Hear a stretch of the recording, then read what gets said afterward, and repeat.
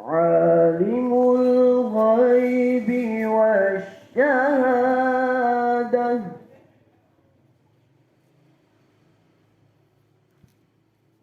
هو الرحمن الرحيم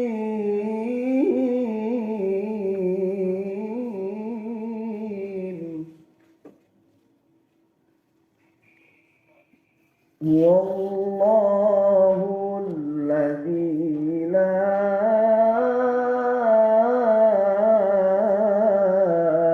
إله إلا هو الملك القدوس السلام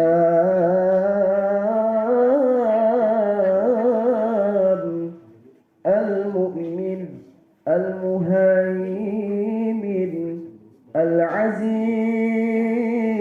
العزيز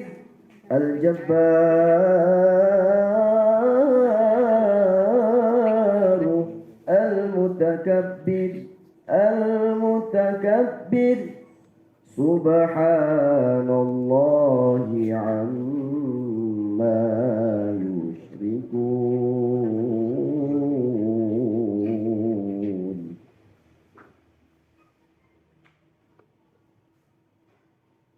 الملك القدوس السلام المؤمن المهيمن العزيز الجبار المتكبر سبحان الله عما يشركون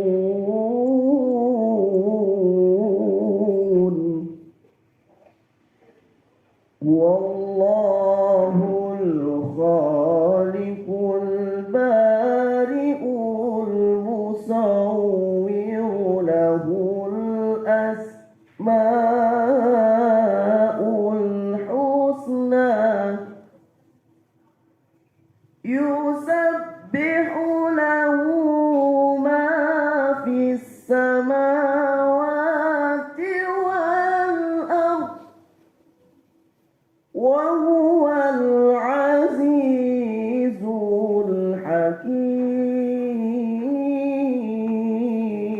الحكيم وهو العزيز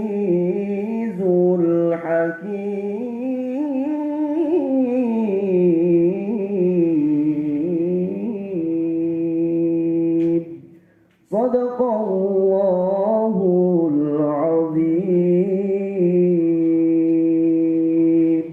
Wassalamualaikum warahmatullahi wabarakatuh. Terima kasih kami ucapkan kepada Mas Azam. Selanjutnya menyanyikan lagu Indonesia Raya. Kepada hadirin semua dipersilahkan berdiri.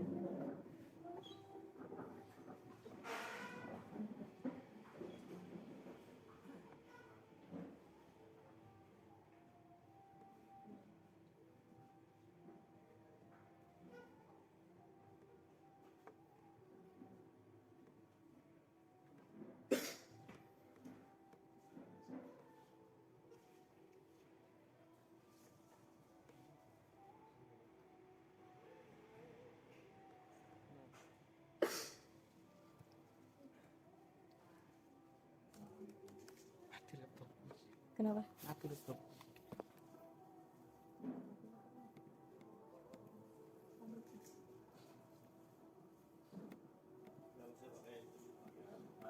Dipimpin oleh host saja.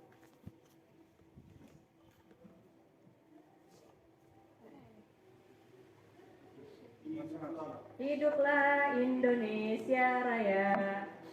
Indonesia tanah airku, tanah tumpah di sanalah aku berdiri, jadi pandu hidupku.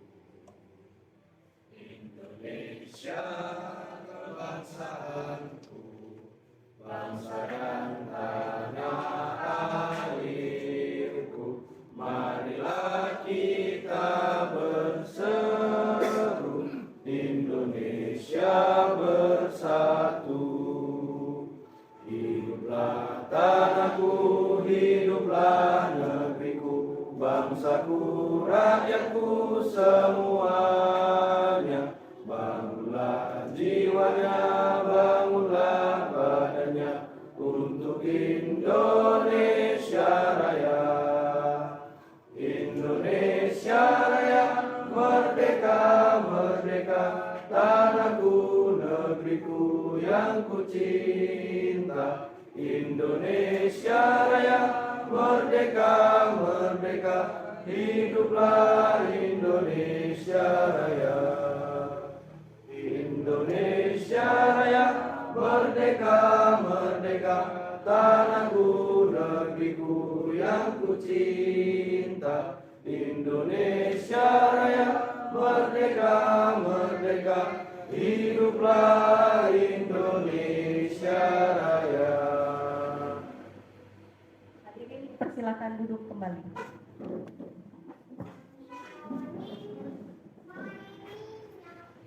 Cara selanjutnya yakni sambutan yang akan disampaikan oleh Bapak Imam Sumarlan selaku Ketua Yayasan Pegiat Pendidikan Indonesia. Kepada Bapak Imam Sumarlan dipersilakan. Ya, cek sound. Bismillahirrahmanirrahim. Assalamualaikum warahmatullahi wabarakatuh. Waalaikumsalam. Alhamdulillah wa syukurillah wa salatu wassalamu ala rasulillah wa la hawla wa la quwwata illa billah rabbi shrah li sadri wa yassir li amri wa hlul 'uqdatam min lisani yafqahu qawli.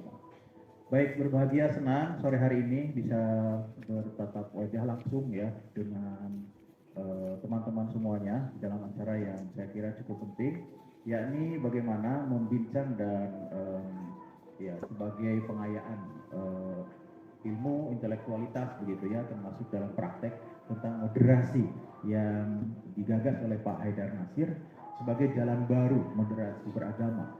Ya, seberapa baru jalannya kita akan simak dari para pemantik yang sudah hadir ya di tengah-tengah kita. Terima kasih khusus kami sampaikan kepada Bu Elga. Ya, moderatnya itu kalau saya manggil Bu gitu ya. Dipanggil pendeta kurang nyaman, dipanggil dokter tidak nyaman juga ya, sehingga moderatnya Bu Elga gitu ya, Bu Elga yang telah berinteraksi dengan para pemimpin dunia begitu ya, tadi bincang-bincang tentang perdamaian, tentang moderasi dan tentang toleransi gitu ya beragama, dan juga telah hadir sebagai tuan rumah juga ya. Ada yang bedanya adalah kita diadakan di rumah budaya begitu dengan gerakan budayanya dan ada perspektif budayanya. Telah hadir udah Alfi di sini, udah kita mampu semuanya beliau ya akan memberikan perspektif bagaimana gerakan moderasi melalui budaya atau perspektif budaya gitu ya. Ini yang memerlukan interaksi dari Anda semuanya. Kalau udah Alfi, kalau udah dipancing itu amunisinya itu semakin dipancing semakin keluar gitu ya, itu lalu udah Alfi gitu. Jadi Anda kalau mau udah Alfi boleh interupsi ada ya, itu tanya langsung begitu, itu gayanya udah Alfi. Nah, beda dengan Kiai Cepu yang katanya monolog gitu ya. Oke, dan telah hadir di tengah kita juga ini biasa kami menyebutnya filosof gitu ya. Nah, perspektif ideologi besar dunia, kapitalisme, marxisme itu dia gabungkan dengan menjadi kapitalisme religius proletarian gitu ya, proletarian begitu. Disitulah moderatnya saya kira Pak Dr. Mutiuro begitu akan memberikan olahraga intelektual yang asik begitu loh ya buat teman-teman, karena ini memang Undi ini menyasarnya adalah teman-teman semuanya ya, dari teman-teman Gen Z begitu kan, bukan milenial, kami mungkin milenial, Anda ini Gen Z begitu kan. Dan juga Pak Hatip ini pelaku dari moderasi dakwah melalui TikTok teman-teman begitu ya, bukan reels itu postingan repost ya, tapi intens sekali di TikTok begitu ya, sehingga tulisan Pak Ismail Fahmi juga sangat relate saya kira yang bergerak di dunia digital begitu ya, bagaimana sih moderasi melalui media sosial, dan juga akan memberikan perspektifnya Pak Hadim ini yang intinya sudah banyak memberikan pemikiran lah baik tulisan maupun verbal gitu ya. Itu teman-teman, dan saya berdiri di sini diperintah oleh Mas Ari di belakang. Nah, Mas Ari ini loh.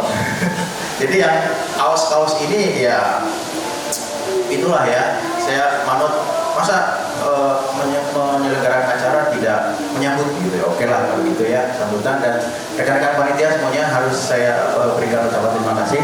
Oke, sebesar-besarnya mudah-mudahan acara ini tentu bisa membawa benefit bermanfaat gitu ya. Oke, saya kira penting, dan dari rangkaian acara yang saya simak di Jakarta, Perpusnas, di UMY, UMS begitu ya, yang lokasinya di Rumah Budaya, Perspektif Budaya, dan Persatuan Gen Z begitu, baru kali ini begitu ya. Nah, ini untuk Bu Eda memberikan suntikan pemikiran moderasi ya bagi generasi muda. Tadi diskusi jangan sampai ketika menjadi all generation, next generation itu tarikannya semuanya tidak menjadi guru bangsa begitu ya, tadi untuk kesimpulannya. Tarikannya semua ke politik kekuasaan gitu ya. Oke, dan Anda baca sendiri atau sudah nanti akan didiskusikan begitu ya, perbedaan moderasi yang dikeluarkan oleh Kemenak begitu dengan jalan baru yang dikeluarkan oleh Pak Haidar Nasir. Saya kira itu ya. Sekali lagi terima kasih, dengan saya kira etnisitinya, naturalisnya begitu ya, tempat ini sangat cocok untuk diskusi begitu ya. Memang Bata Exposure dan lain-lain jauh dari kesan modernitas, bukan moderasi seperti ala-ala di hotel gitu kan. Saya harus sampaikan itu gitu ya. Oke, saya kira itu akhirul kalam. Assalamualaikum warahmatullahi wabarakatuh. Silakan.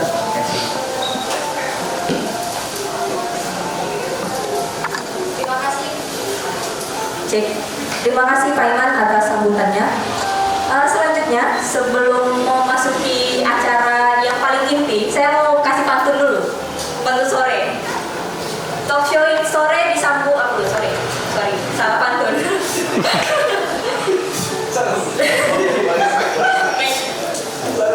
Salah pantun. Oke, sore ini cuacanya cerah. Cerahnya cocok untuk berkontemplasi. Hadirin semua, selamat datang pada acara Talk Show Ramadan Haidar Nasir dan pengarus utamaan moderasi.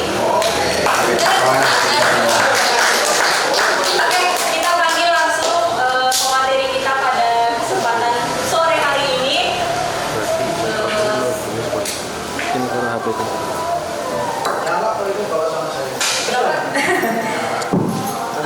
Pertama saya panggil Pendeta Elga, Bapak Hatip Rahmawan, Benjamin David, dan kemudian Salam Jumlah. Silahkan narasumber kita pada sore hari ini. Kita ngabuburit sambil berkontemplasi ya, seperti pantun saya tadi. Oh, penggembira.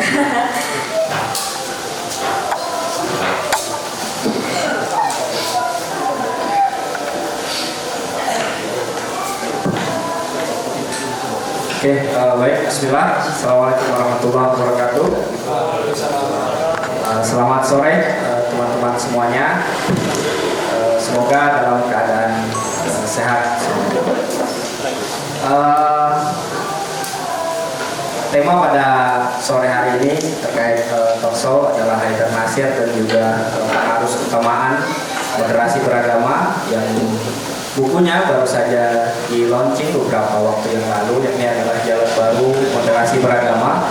Ini adalah kumpulan tulisan dari berbagai tokoh yang ada di Indonesia yang cukup mengenal Pak Haidar Nasir. Nah, sekiranya kita berbicara terkait moderasi beragama, terutama dalam gagasannya Pak Haidar Nasir, itu ada 4 pilar. Yang pertama itu adalah moderasi posisi Pancasila, yang mana Pancasila diposisikan sebagai suatu hal yang moderat dan juga tidak bersifat sebagai aturan yang tetap. Kemudian moderasi dari berbagai ketimpangan sosial ekonomi dalam pikiran ini itu adalah Pak Haidar Nasir mengatakan sekelompok kecil oligarki politik dan konglomerasi ekonomi yang menguasai hajat hidup publik dan menjauhkan Indonesia dari cita-cita keadilan sosial niscaya harus disikapi dengan tegas yang menyatu dengan komitmen negara dalam membumikan Pancasila.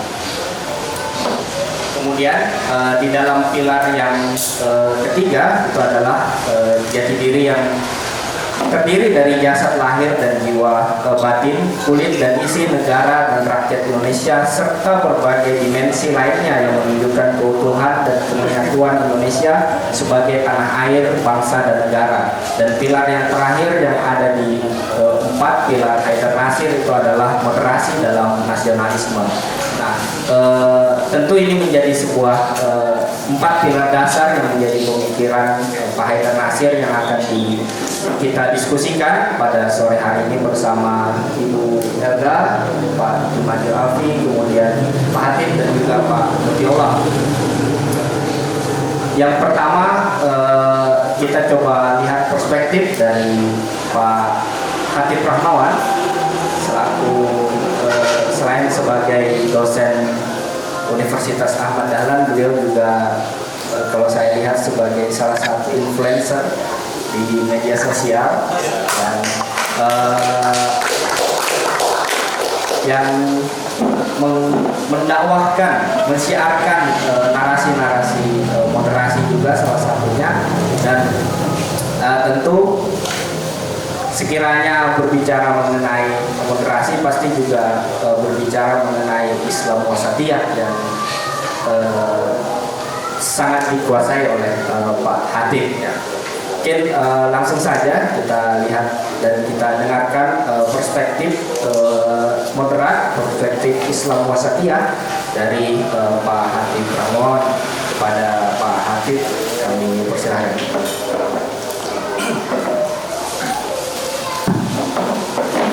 Assalamualaikum warahmatullahi wabarakatuh. Innalhamdulillah wa syukurillah la ilaha illallah. Yang saya hormati Bunda Helga, saya panggilnya Bunda aja. Karena zaman saya di TikTok tuh banyak bunda-bunda. Bang Mutiullah, Bang Bunda Alfi, serta rekan-rekan Undi dan jamaah milenial dan Gen Z. Pertama, buku Pak Haidar, ini karena komentar buku Pak Haidar dulu ya. Saya ingat betul Pak Haidar ini adalah sosok yang ketika kita aktif di gym itu jaringan intelektual Muda Muhammadiyah, ada yang bacakan jaringan Muhammadiyah tuh. Situs Muda Muhammadiyah itu dulu pernah saya generasi ketiga ya. Generasi pertamanya sudah jadi Bang Zuli, ya, Pak Jak, Prof. Yudin, terus Mas Najib, itu yang generasi pertama. Termasuk yang Dirjen Haji Mas Iman. Nah kami ini generasi ketiga. Nah, kami merasakan betul waktu itu ada serangan-serangan dari kelompok Muhammadiyah yang pendekatannya agak keras gitu ya. Sampai sekarang masih sih, orang masih hidup, saya ketemu juga gitu ya. Itu, nah Pak Haidar itu sosok yang bisa pertama merangkul anak-anak muda Muhammadiyah yang kritis, yang punya gerakan intelektual, dan satu sisi juga narasi-narasi beliau bisa diterima sama kelompok-kelompok Muhammadiyah dalam petik yang konservatif. Itu yang saya rasakan betul sejak Pak Haidar menjadi sekretaris pimpinan pusat Muhammadiyah waktu zamannya beliau sampai sekarang. Sehingga saya melihat kemampuan Pak Haidar mengeluarkan narasi yang bisa diterima berbagai macam aspek ini yang menjadi ciri khas yang diangkat ke ranah yang lebih luas, itu ranah kebangsaan. Dan nyatanya memang narasi-narasi beliau ya, Buya Haidar itu cukup menyentuh kalau sudah tertulis di tinta koran dan media, itu sangat-sangat menyentuh. Nah, saya dengan Pak Haidar ini punya kesamaan, ya, sama-sama produk lokal gitu ya. Kuliah di UIN, ya, S1, S2, S3, dan segera selesai. Dan Buya Haidar ini juga produk lokal. Dia tidak ditempa di luar negeri, ditempa di ibu pertiwi kita dan melahirkan sosok pemimpin Muhammadiyah. Jadi Pak Kiai Jawa Dahlan itu produk, sempat mengenyam produk luar negeri 2 kali ya. Kemudian, dan inilah sosok pemimpin Muhammadiyah yang genuine ya produk Indonesia yang perlu kita banggakan. Meskipun kadang-kadang beliau diremehkan karena mungkin tidak mampu membawa narasi secara internasional, tapi sebetulnya itu masalah teknis. Menginternasionalisasikan Muhammadiyah itu kan cuma merasakan pada bahasa internasional. Tapi gagasan-gagasan beliau tentang moderasi beragama itu menurut saya sudah dibuktikan di internal Muhammadiyah karena sanggup membawa Muhammadiyah itu tidak terpecah jadi dua kubu. Warga kalau ngerti Muhammadiyah itu yang persis Taliban nggak ada. Bahkan saya dulu di Pemuda Muhammadiyah saya pernah disidang sama Kokam itu Pemuda Muhammadiyah. Saya pernah disidang kan. Saya pernah disidang, tapi alhamdulillah ya cuma nyidang ya nggak berani mukul gitu kan. Bahkan saya orang pertama yang teriak-teriak waktu 212 anak-anak muda Muhammadiyah berangkat 212, saya bilang itu kemenangan umat Islam iya, mungkin satu sisi, tapi bagi kami orang Muhammadiyah itu kekalahan besar. Kenapa? Karena begitu anak-anak muda Muhammadiyah pulang yang diidolakan sudah bukan Buya Syafi'i Ma'rif, tapi Habib Rizik Syihab. Saya itu marah betul. Saya alhamdulillah nggak berangkat. Nggak tahu dapat wahyu dari mana, nggak usah berangkat. Itu yang saya pahami tentang moderasi. Buya Haidar, termasuk Buya orang yang tidak datar aja menanggapi 212. Apalagi ada 212 jilid kedua ya, kayak film sinetron berseri. Oke. Lalu yang kedua yang saya ingin sampaikan sedikit tentang konsepsi moderasi beragama. Karena nggak tahu ya saya kok didapuk ngomong pertama apa karena saya dosen ilmu hadis ya, saya nggak tahu. Oh karena iya saya. Oke. Tadi Bang Muda tadi sempat ngobrol di belakang itu agak sedih dengan kreasi-kreasi budaya yang dianggap bid'ah. Saya sampaikan ini di depan Profesor Samsul Anwar dan di depan Profesor Zakin Badawi bahwa hasil pemahaman saya dan riset kecil-kecilan saya, hadis kullu bid'atin dalalah itu bukan hadis. Dan dua profesor ini membenarkan, tidak berani bantah. Jadi tenang aja dah. Ya, karena hadis itu diproduksi 3 abad setelah Nabi wafat. Jadi namanya pemahaman terhadap agama itu kadang-kadang ada yang dinamis. Ya, waktu itu ya banyak orang-orang Syiah yang menciptakan tradisi-tradisi baru yang dianggap agama. Tapi kemudian tidak ada narasi Nabi tentang bid'ah itu belum ada. Maka mereka bingung pakai apa ya? Yang ada kan mengkadzdzaba alayya muta'ammidan fa'adahu fatabawa fa'adahu minan nar. Itu yang ada hadisnya, tapi kan enggak ngomongin bid'ah.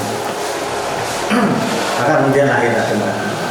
Kenapa saya mengatakan itu? Karena di zaman Nabi itu banyak hal-hal baru yang tiba-tiba muncul, Nabi enggak pernah protes dan marah. Nabi sholat, atau ada orang asing sholat di belakang Nabi, terus dia teriak Allahu Akbar kabir walhamdulillah. Sudah teriak ya, baca doa yang doanya itu nggak pernah diajarkan Nabi. Coba bayangin itu ya. Begitu sholat Nabi bertanya, man kok ya siapa yang tadi teriak tadi? Anak ya Rasulullah, saya ya Rasulullah. Kata Rasulullah dengan senyum-senyum gitu ya. Gara-gara kamu teriak tadi, aku wabus sama ini pintu terbuka. Futihat Abu Wabus sama pintu langit itu terbuka lebar. Rasulullah sambil senyum-senyum. Terus Ibnu Abbas mengatakan yang meriwayatkan di sini, sejak saat itu saya sholat menggunakan Allahu Akbar kabir seperti itu. Jadi di zaman Nabi itu hal-hal baru yang dilakukan para sahabat itu nggak pernah disebut bid'ah. Ya, itu baru terjadi kemudian 3 abad kemudian. Dan saya cerita itu waktu pengajian Ramadan ada Prof Samsul sama Prof Zaki. Kata Prof Zaki setelah selesai acara, nanti saya kirim file yang sudah mengatakan bahwa hadis ini bukan hadis. Jadi tenang aja udah lebih. Nah, ya itu sekedar ini untuk teman-teman semua biar kita tahu bahwa dinamika di dalam Islam tentang agama itu seperti itu. Kadang itu muncul di era pasca Nabi tapi itu spiritnya sebetulnya bagus ya, untuk mencegah orang biar tidak berdusta atas nama Nabi seperti itu. Nah terus ini catatan terakhir karena nanti kita bagi-bagi waktu ya. ini aja sih teman-teman. Kalau kita ingin moderat dalam beragama, kita membaca Quran itu harus 3 dimensi. Dan itu sudah saya teliti dan memang sepertinya harus 3 dimensi itu kita membaca Quran. Dimensi paling sederhana itu ketika kita baca Quran itu individu, ya. Dimensi individual. Nah, dimensi individual ini subjektifnya ke diri kita. Kita nggak akan mungkin bisa berdialog ketika memahami Al-Quran secara individual. Nggak mungkin, kita akan tersekat. Ini saya kasih contoh kasusnya seperti ini ya. Misalnya tentang slogan Fastabiqul khairat, berlomba-lombalah kamu dalam kebajikan. Itu kalau kita buka tafsir klasik, mulai saya ada buka itu sekitar 8 kitab tafsir, salah satunya Muhammad Abdul. Itu pemahaman paling dasar Fastabiqul khairat itu adalah dahulukanlah ibadah. Jadi kalau sudah dengar suara azan, kita secara individual segera sholat. Dengar suara berbuka, segera berbuka. Itu pemahaman paling dasar seperti itu. Itu dalam amanahnya Muhammad Abdul. Tapi kalau kita memahami seperti itu, Islam jadi nggak punya makna. Itu hanya individual aja bermakna, tapi nggak bisa kolektif. Nah, makna yang kedua yang lebih kolektif itu kenahnuniahan, yaitu kayak kita sebagai umat Islam membaca Fastabiqul khairat berarti kita harus berlomba-lomba memberikan kebaikan di dalam kehidupan ini. Tapi itu belum cukup ya, karena kalau masih nahnu nih ya, di sini ada nahnu, di sini ada nahnu. Ya. Nahnu ketemu nahnu itu nanti pasti konflik. Nah, pemahaman yang lebih luas itu yang ketiga, yaitu pemahaman yang kita keluar dari sifat individualis, pemahaman sifat kenahnuniaan, tapi kita lebih masuk ke universal. Kita sebagai penduduk dunia, gitu. Sebagai umat manusia, ini yang disebut dengan pemahaman pembacaan dengan pembacaan rahmatan kalam itu di sini. Maka ketika kita membaca Fastabiqul berlomba-lombalah kamu dalam kebajikan, itu kita akan ketemu sebuah terminologi baru. Karena sebenarnya Fastabiqul khairat itu artinya secara bahasa itu bukan berlomba-lomba dalam kebajikan, itu keliru. Atau bahasa yang lebih santunnya tidak tepat. Berlomba-lomba dalam kebajikan. Kalau dalam bahasa Arab itu ada sabaqo yusabiqu, itu artinya mendahului berlomba. Maka ada musabaqo tilawatil Quran, perlombaan membaca Quran. Tapi kalau Fastabiqul khairat itu istabaqo yastabiqu. Itu artinya ada makna litulak, ya, yaitu menuntut sesuatu untuk dicapai. Apa yang dicapai yaitu khairat. Maka diterjemahkan Fastabiqul khairat itu menangkanlah kebajikan. Nah, kalau kita bicara menangkanlah kebajikan, utamakan kebajikan, dahulukan kebajikan, itu sudah nggak boleh ngomong nahnuniyah. Ya, ente umat Islam, aneh Nasrani itu tidak bisa. Ente NU aneh Muhammadiyah itu udah nggak bisa, karena kalau utamakan kebajikan berarti yang menjadi objek kita itu yang harus dimenangkan adalah kebajikan itu. Saya baru sadar bahwa Buya itu benar ketika dukung Ahok. Yaitu ketika saya mengupas ini, Buya itu sudah pos nahnuniyah. Sudah nggak ngomong saya sebagai seorang muslim, tapi ini sebagai sebuah kebenaran. Jadi Bun, kalau kita memahami Fastabiqul khairat, menangkanlah kebenaran. Karena kebenaran itu yang membela Tuhan. Ya, ente mau umatnya apapun, tapi kalau kebenaran itu memang yang bela Tuhan, ya pasti menang. Nah, kalau ada kebenaran kalah itu berarti belum benar. Gitu loh. Itu masih proses yang menafsirkan kebenaran itu menuju kebenaran. Gitu. Karena semua kebenaran itu pasti semua orang pada titik yang sama bertemu dan bersepakat bahwa itu kebenaran. Nah, kalau kita bedah, kebenaran itu ada kebenaran sains, ada kebenaran sosiologis, ada kebenaran agama. Itu nanti akan bertemu pada satu titik. Kalau itu memang benar. Nah, jadi kita itu disuruh mendahulukan kebenaran, apapun agamanya, apapun golongan. Nah, terkadang kebenaran itu diberikan di barat, diberikan di timur oleh orang diletakkan itu. Sehingga kadang-kadang, ya ini yang ngomong orang NU gitu kan. Susah. Ya ini yang ngomong budaya LG gitu kan. Jadi kita, gimana ya, beda iman gitu kan. Gak bisa kayak gitu, kebenaran. Kebenaran, dan bisa dibalas. Ya. Pada saatnya kebenaran itu meskipun berat, semua orang pasti akan. Makanya yang bela dan menjaga kebenaran itu Allah. Nah, kalau kita sudah memiliki cara memahami agama kita ini, yang khususnya Islam, punya 3 perspektif itu, insya Allah kita itu hidupnya nggak takut. Contoh lainnya sederhana saja, ta'awanu 'alal birri wat taqwa wa la ta'awanu 'alal itsmi wal 'udwan. Tolong menolong dalam ketakwaan, kebajikan. Emang ketika ada kebajikan, kemudian ada Bunda Elga yang bukan Islam, emang kita nggak boleh saling mendukung sebuah kebajikan? Ya tetap boleh lah. Nah itu kalau sudah sampai level apa tadi, rahmatan lil alamin. Jadi kalau paradigma belum sampai situ tetap nggak bisa. Nggak bisa bertemu pada satu titik. Nah itu aja lah. Ini aja ngomong sedikit ini udah bikin panas kuping gitu ya, apalagi banyak-banyak. Udah itu aja. Assalamualaikum warahmatullahi wabarakatuh.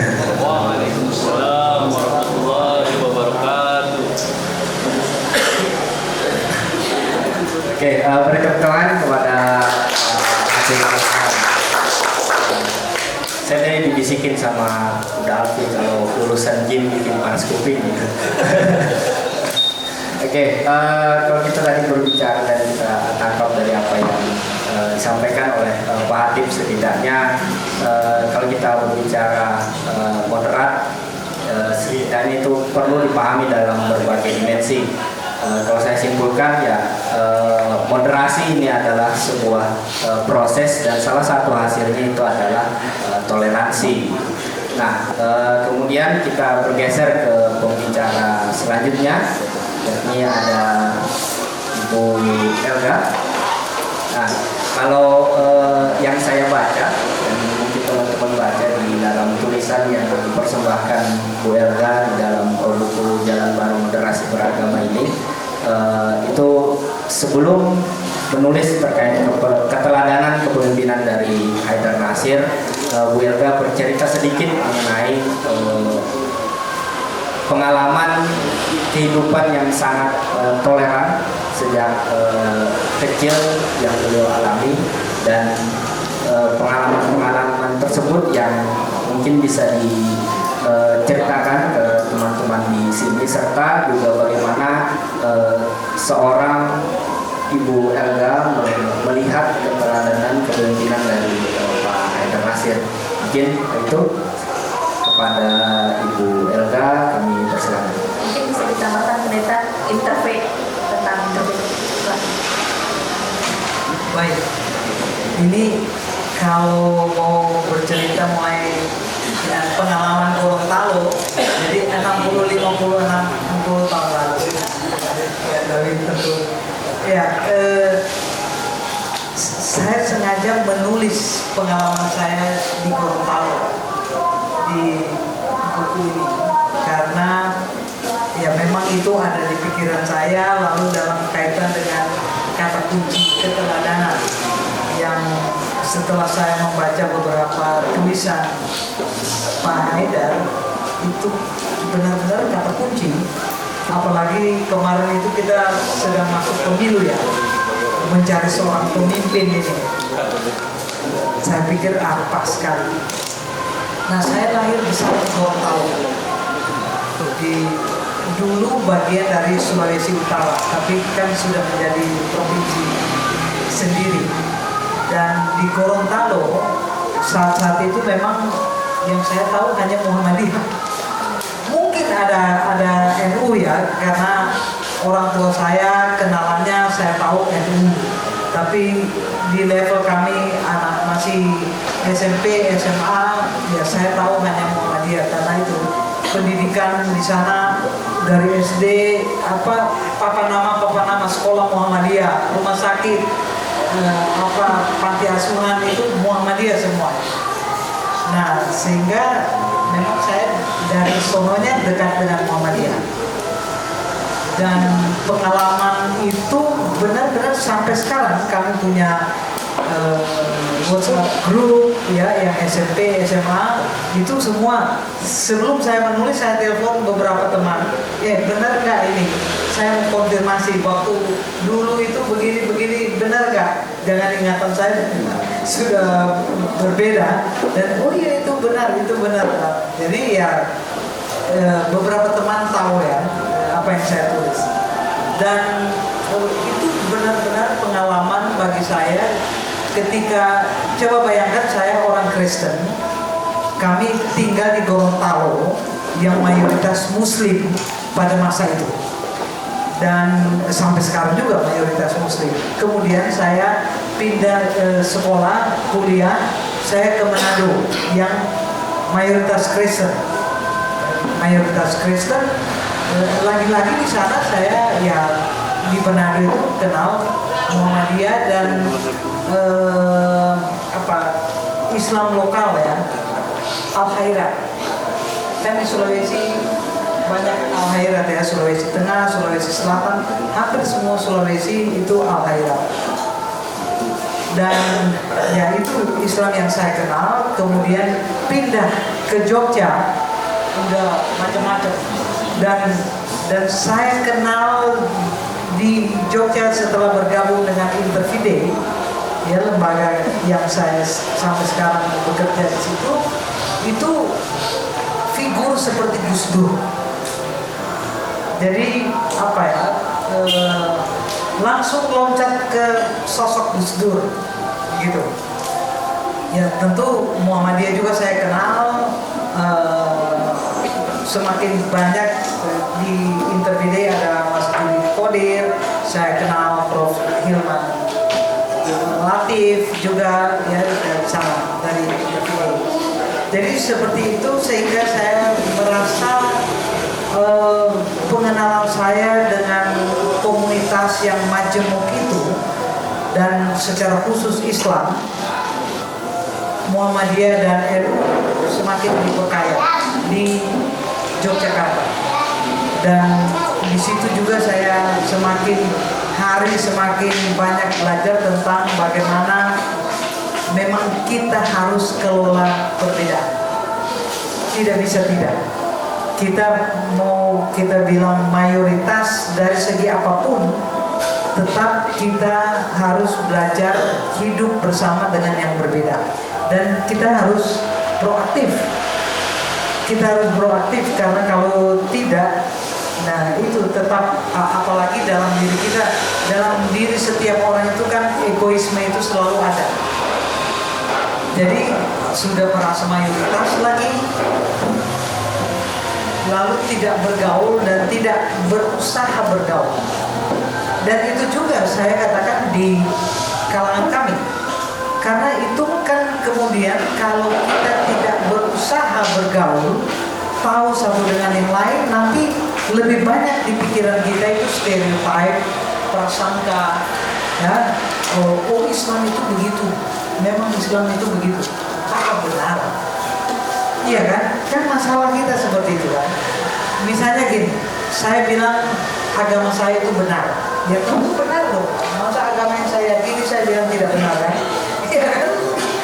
Agama saya benar, iya benar. Nah, menjadi masalah ketika saya bilang agama saya itu benar, agamamu tidak benar.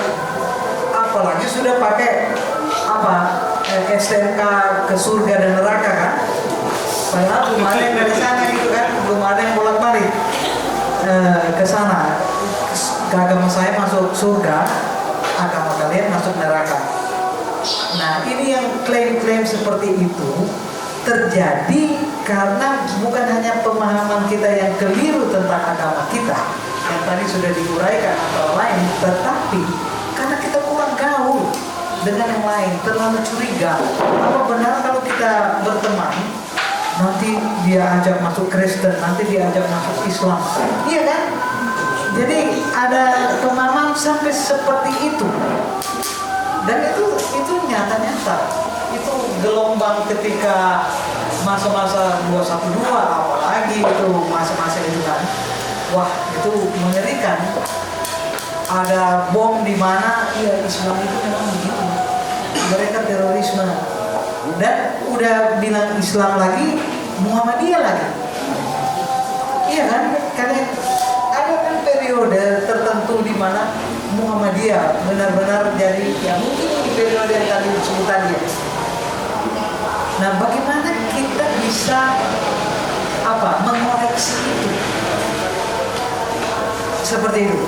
Jadi sehingga ketika Pak Lukman Hakim Saifuddin minta saya menjadi salah seorang pembicara ketika melaunch moderasi beragama versi itu 2017-2018 ya, yang kemudian di-launch oleh Kemenang. Saya, Ulil Absar Abdallah, Komarudin Hidayat, dan satu yang menghalalkan darahnya Ulil waktu itu, yang punya pesantren besar di Jakarta, saya kira.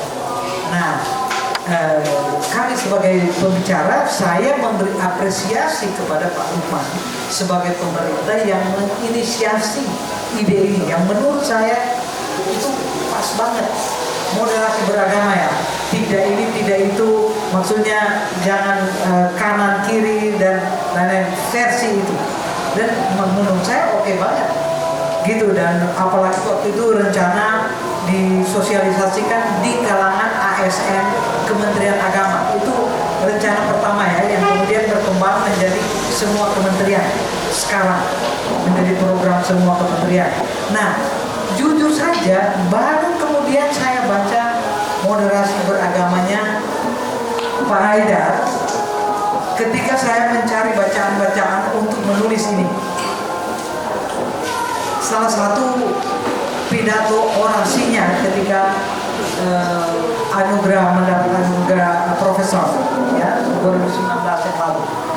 Dan baru saya baca dan saya pikir itu benar, karena begini, saya di kalangan kami di Kristen selalu bilang kepada pendeta-pendeta atau the so-called teolog, kita tidak bisa hanya belajar Alkitab dan tentang Allah gitu, tapi kita harus belajar ilmu yang lain juga. Bagaimana kita bisa berteologi ya, bicara tentang kemahakuasaan Allah, Allah yang Maha Kasih, semua tentang Allah. Tapi kita buta tentang lingkungan, kita buta tentang politik, kita buta tentang ekonomi, kita buta tentang seni, tentang budaya. Apa kita? Padahal teologi itu adalah realitas hidup sehari-hari, pengalaman hidup sehari-hari. Kita tidak mungkin bisa mengembangkan pemikiran teologi tanpa atau buta dengan kenyataan realitas hidup sehari-hari.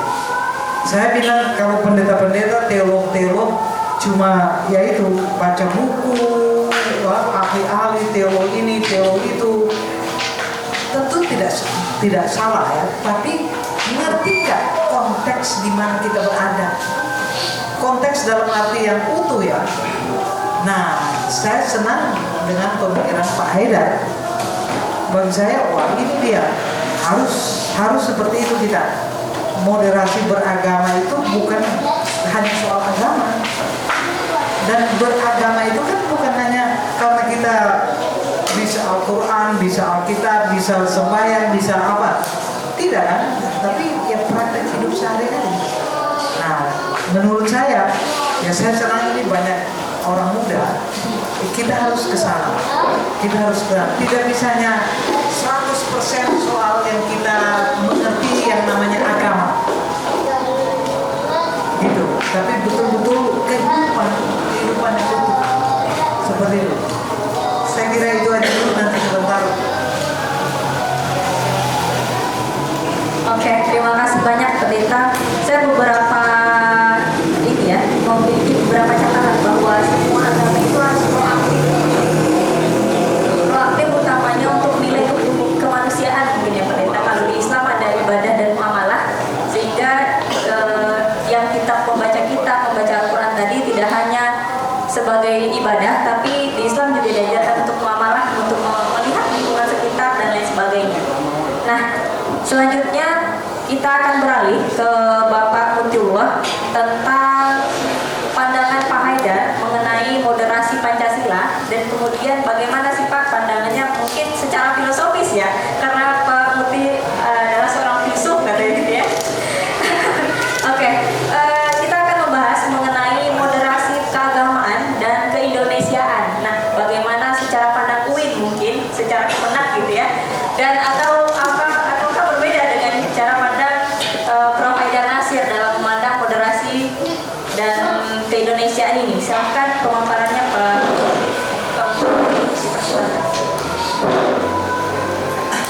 Bismillahirrahmanirrahim. Assalamualaikum warahmatullahi wabarakatuh.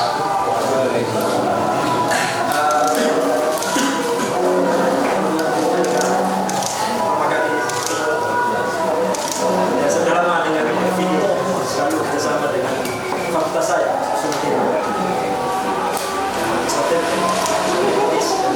Makalfi, seniman luar biasa.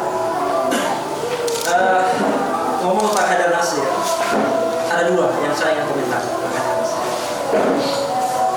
Pertama, saya melihat Haidar Nasir itu orang yang neomarxis. Ya, saya melihat Haidar Nasir itu neomarxis. Ini penting bagi saya karena saya mengajarkan ini di kelas. Jadi Haidar Nasir itu bagi saya neomarxis. Dia sangat kritis terhadap persoalan. Dia sangat concern terhadap problematika bangsa dan negara.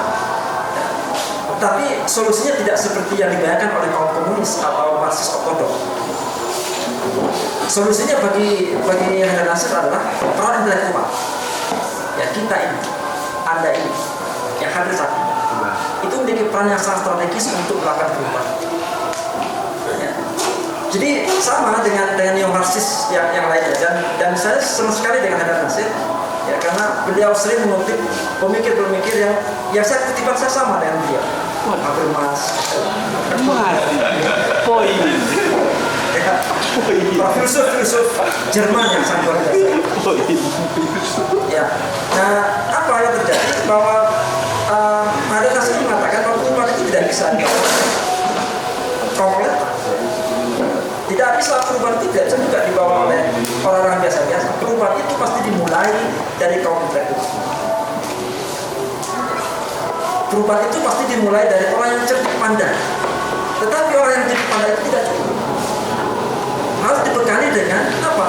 Kesadaran kritis bahwa ketertindasan problem sosial itu menjadi problematik. Kalau intelektual itu hanya berada di kampus, intelektual itu hanya berada di menara, maka perubahan itu tidak akan terjadi. Tidak akan terjadi gempa perubahan kalau intelektual itu hanya nyaman dengan skopusan, nyaman dengan persoalan teknis. Ya, saat ini dosen ini lagi dihadapkan dengan administrasi. Ya, konsep saya nggak tertindas, tapi tidak bisa melawan. Apalagi ya.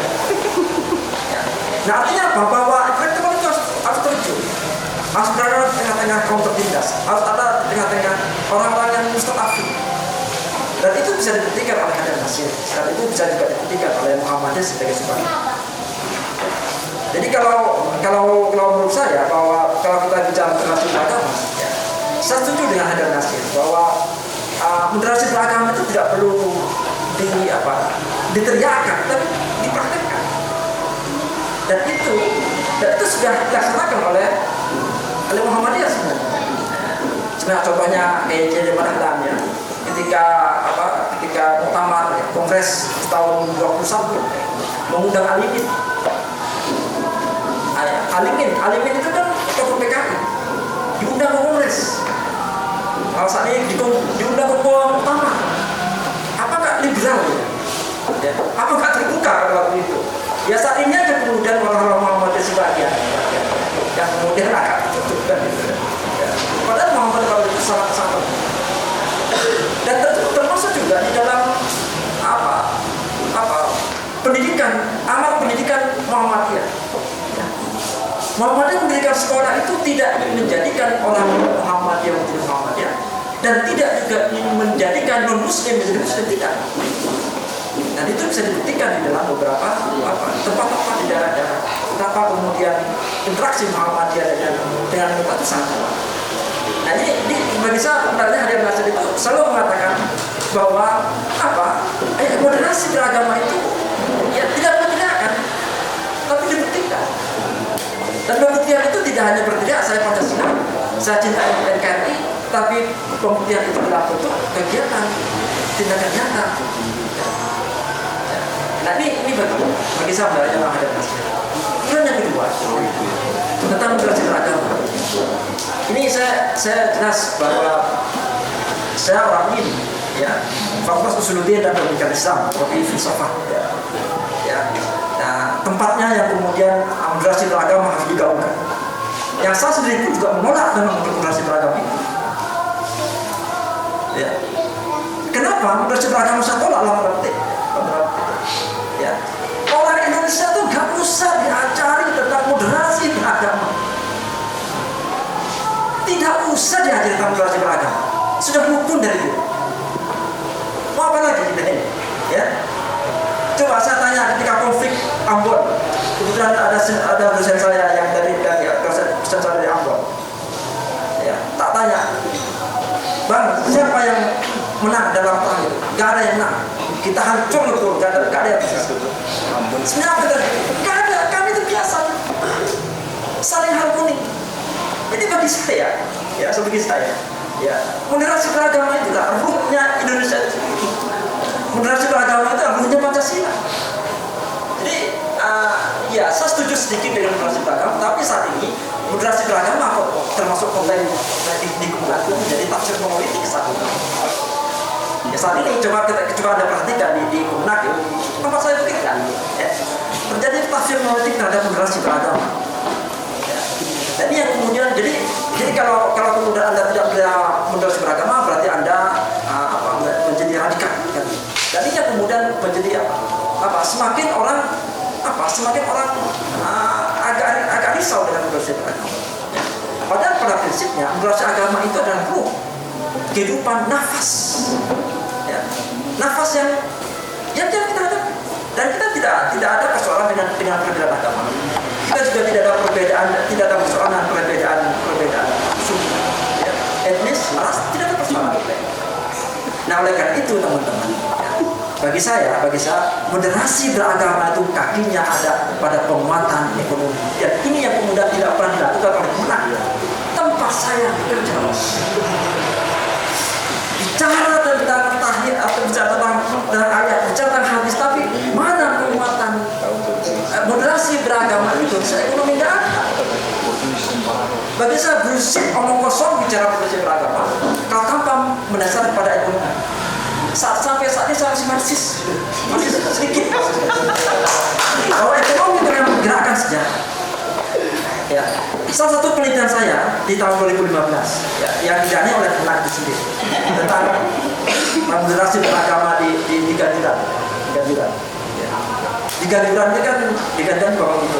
Saya melihat bagi mereka kami itu berbeda agama biasa saja berbeda agama. Ya. Kemudian pernikahan beda agama biasa saja. Dan apa masalah kan itu? Nah, ketika saya telisik, ketika saya melihat data di data kelurahan, ada yang menarik bagi saya, yaitu apa? Perempuan itu memiliki ekonomi yang sangat kuat. Nah, itulah letaknya moderasi beragama. Ketika orang itu kenyang perutnya, gak perlu bicara moderasi beragama. Selesai. Nah, ketika orang ini sudah kelapar, baru bicara moderasi beragama. Nah, terus nanti saya bekerja.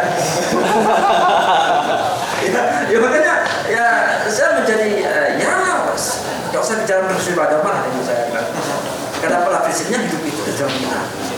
Tapi ketika kemudian moderasi beragama kemudian munculnya ada program deradikalisasi, ya itu menjadi ruwet lagi, ya. Dan itu ya biasa lah, Anda tahu sendiri itu bahasa proyek. Terima kasih. Assalamualaikum warahmatullahi wabarakatuh.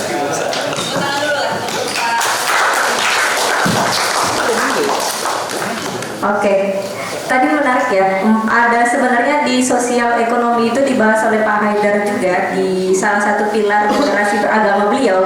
Yang pertama itu pilar posisi Pancasila, yang kedua moderasi sosial ekonomi yang mungkin selama ini tidak terpikirkan apakah sosial ekonomi harus dimoderasi gitu ya, ditengahkan dan dipikirkan secara bersama. Dan kemudian yang ketiga adalah pilar pembangunan seperti RPJMN yang ada di Kemenag, di pemerintahan yang masuk sekarang. Kenapa pemerintahan itu ikut menggaungkan isu moderasi? Karena itu masuk ke rencana pembangunan jangka menengah dan panjang tahun 2020 sampai 2024. Dan kemudian yang keempat pilar nasionalisme. Dan terakhir pamungkas dari diskusi kita pada sore hari ini mengenai moderasi dalam konteks kultural ya udah. Kira-kira seperti apa pemaparannya dan akan seperti apa bayangannya atau sudah kok gitu seperti yang Pak Mufti tadi sampaikan. Terima kasih. Silakan. Assalamualaikum warahmatullahi wabarakatuh. Ini kayaknya panitia berkong-kali-kong menjadikan saya pembicara terakhir itu. Jadi kalau dalam ini balapan itu terakhir itu kan final ini. Saya tadi itu membayangkan sebagai tuan rumah itu pertama. Nanti akan dibuka 5 menit atau nanti biar teman-teman bertiga ini akan bicara. Ternyata kok terakhir gitu. Nah terakhir itu mesti waktunya lebih banyak itu loh. Padahal saya tidak terbiasa untuk monolog seperti tadi Irman bilang tadi itu. Tapi nggak apa-apa. Itu akhirnya memang faktanya saya bicara terakhir dari kita berempat gitu. Ya, Assalamualaikum warahmatullahi wabarakatuh. Kembali 2 kali gitu kan. Kalau di NU azannya 2 kali. Kalau saya ininya Assalamualaikum. Ya terima kasih kepada teman-teman Pundi yang mengajak untuk mendiskusikan buku moderasi beragama di tempat saya gitu.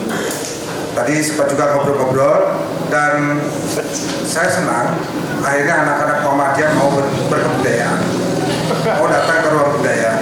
Karena biasanya kalau buku-buku kayak gini biasanya kan di akademik, intelektual dan memang itu sudah lama kedengaran. Tadi juga Mas Hatip sudah bicara juga bagaimana intelektual, kalau di Muhammadiyah intelektual akademik gitu, tapi di kebudayaan itu kita kurang. Nah ini sekarang ternyata banyak tertarik dengan kebudayaan dan nanti ada kebudayaan yang baru juga nanti. Ada yang lebih urgent nanti itu ngomongin tentang TikTok tadi itu loh. Tadi saya tuh mau dengerin Mas Hatip ngomong TikTok karena ini kemarin saya juga ngobrolin itu tentang kebudayaan itu. Namun sebelum panjang lebar, waktu lumayan ya. Ini kita nanti buka masih 30 menit. Sengaja dikasih yang aneh ya karena ada. Ini waktunya berapa nih? Ini saya kalau gak di stop ngomong terus. Nah, ya. Pertama lah buku ini karena ini kan diskusi buku. Satu, buku ini datangnya 2 hari yang lalu, saya belum baca. Jadi saya tidak akan membahas buku ini gitu. Tapi saya mengucapkan selamat ulang tahun kepada Pak Haidar. 66 tahun. Itu angka yang seksi 66 tahun itu. Melalui forum ini saya mengucapkan selamat ulang tahun kepada beliau, sehat selalu dan panjang umur, sehat gitu. Dan mungkin perlu diketahui beliau lah salah satu. Nah mungkin saya tidak akan ngomong buku karena 26 orang ini yang menulis di buku lebih kenal Pak Haidar lebih dalam, makanya dia menulis buku. Saya karena nggak terlalu dikenal makanya nggak nulis di buku ini. Terus yang 3 di sini juga lebih kenal beliau juga. Saya mengenal Pak Haidar itu sebenarnya tidak terlalu lama. Dalam pengertian tahu nama itu sudah lama. Saya mungkin lebih dekat dengan dengan Buya Syafi'i yang sama-sama mungkin Pak Haidar lama juga dengan beliau. Cuman yang menarik setelah saya kenal dengan beliau itu beliaulah yang salah satu selain dari Buya Syafi'i yang menarik saya akhirnya di struktural dalam pengertian dialog-dialognya. Saya itu kalau Mbak Elga itu tumbuh dengan tetangga Muhammadiyah, saya tumbuh di Muhammadiyah benar. Karena lingkungan saya salah satu pusat Muhammadiyah di Minangkabau sana. Di Lintau itu salah satu basis Muhammadiyah selain dari Padang Panjang dan Meninjau itu. Jadi Mualimin itu adanya di Lintau juga pas di depan sekolah saya. Cuman karena memang sehari-hari udah lingkungan Muhammadiyah, saya tidak pernah merasa Muhammadiyah. Lalu sehari-hari Muhammadiyah, nggak tahu. Jadi ya Islam itu ya Muhammadiyah. Gitu. Jadi ketika ada hal-hal yang berbeda, ternyata orang Islam liannya. Nah, seperti itu. Jadi ketika saya ke Jogja, ada hal-hal yang berbeda. Ya. Nah, kembali ke Pak Haidar, mengapa dia yang salah satu pemicu setelah bertahun-tahun merasa saya ada kekecewaan karena begini, semakin pada akhir ini Muhammadiyah, mungkin karena saya juga kurang bergaul, tapi itu makanya saya menyalahkan diri saya sendiri. Tapi atau memang karena ada nanti yang beliau-beliau yang di internal lebih kebudayaan tidak menjadi sosok yang paling kebudayaan bukan pilihan yang menarik gitu ya. Nah, Buya Haidar salah satu yang ngomong kebudayaan itu agak intens dalam konteks terakhir mengundang untuk ngomong tentang dakwah kultural. Nah, dalam situasi saat ini saya pikir dakwah kultural, kesenian itu memang sangat penting. Apa yang kita ngomongin tentang moderasi beragama, sebenarnya olinya atau jalannya itu adalah kesenian dan kebudayaan. Karena di dalam jalan itulah apa yang disebut border atau batas itu bisa dicairkan. Kalau di jalan-jalan lain itu kelompok itu masih tetap. Tadi ngomong Mas Hatip itu walaupun kita berusaha untuk netral, tapi kadang-kadang identitas itu kadang-kadang masih muncul secara bawah sadar. Kamu adalah ND, kamu adalah NU. Kamu adalah Kristen, saya adalah Islam. Jadi ada macam-macam seperti itu. Tapi dalam orkestrasi kesenian, kesenian itu tanpa border. Misalnya begini, ketika narasi atau mungkin peristiwa akan kita buat, kita tidak lagi bertanya agamamu apa. Jadi misalnya bayangkan kalau misalnya dalam satu band atau musik ada orang Kristen, ada orang Islam, lalu dia bermusik, waduh karena dia Islam, beda musiknya. Ini karena dia Kristen, bukan drumnya beda. Itu nggak ada harmonisasi. Ketika kita main musik, kita nggak tahu lagi, nggak tanya bagaimana harmoni dibangun. Nah, maksud saya moderasi itu salah satu ininya, kesenian itu bisa untuk mencairkan sehingga kita tidak ngomong lagi dari mana perbedaan, tapi ujung-ujung nanti kalau balik ke apa yang saya dapatkan dari Buya Syafi'i itu adalah tentang nilai-nilai dari kemanusiaannya, bagaimana kita mempraktekannya.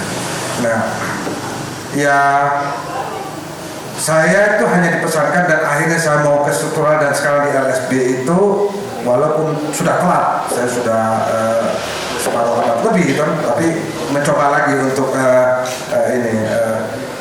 bagaimana memberikan kesenian atau kebudayaan itu ya sebagai salah satu ininya.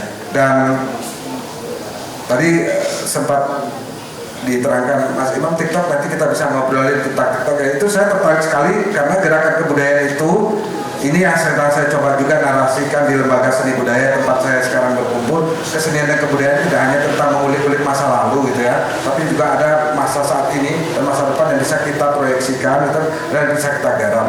Nah, TikTok itu adalah kebudayaan anak muda. Kita juga nanti apalagi kalau secara internal itu kan di Muhammadiyah ada cerita tentang kader-kader yang menurun atau apa. Nah, ini ada alat namanya kebudayaan, kesenian yang bisa nanti kita pakai, kita anukan sebagai salah satu penariknya. Mungkin itu aja sekali lagi karena kita sekarang mau bedah buku sebenarnya, tapi ya karena yang penulis di sini nanti Pak Elka, jadi mungkin dari Pak Elka lebih banyak. Kalau saya sekali lagi hanya bisa mengucapkan selamat ulang tahun ke Pak Haidar Nasir, panjang umur, sehat selalu. Terima kasih. Assalamualaikum warahmatullahi wabarakatuh. Waalaikumsalam warahmatullahi wabarakatuh. Sepertinya kita masih ada waktu 10 menit dulu. Mungkin dibuka untuk dua penanya. Dipersilakan ada. Oke, satu. Ya kita langsung aja ya. Boleh maju dulu Mas, nggak apa-apa.